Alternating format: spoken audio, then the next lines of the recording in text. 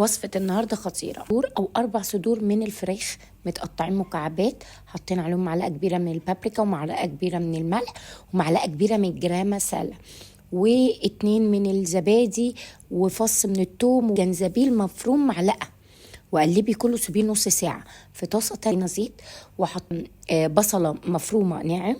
هنقلب شوية أول ما تبتدي تحمر نزلنا قرن فلفل حار وشوية من الجنزبيل وشوية من الثوم المهروس، ومعانا هنا 5 حبات كبار من الطماطم ضفنا عليهم نفس بهارات الفراخ.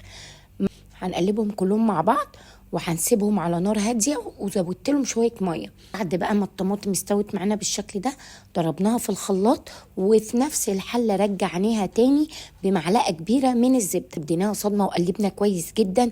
اول ما ابتدت تاخد لون بدانا ناخد الصوص اللي احنا ضربناه صفيناه عشان عايزين نتخلص من التكتلات اللي انتوا هتشوفوها دلوقتي.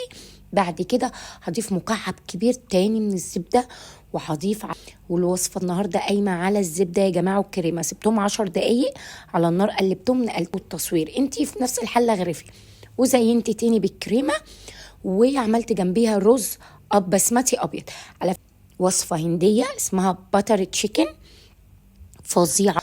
جربوا الوصفه، ما تنسوش اللايك والشير لو عجبتكم الوصفه، واكتبوا لي رايكم في الكومنتات، ولازم تجربوها لانها خطيره.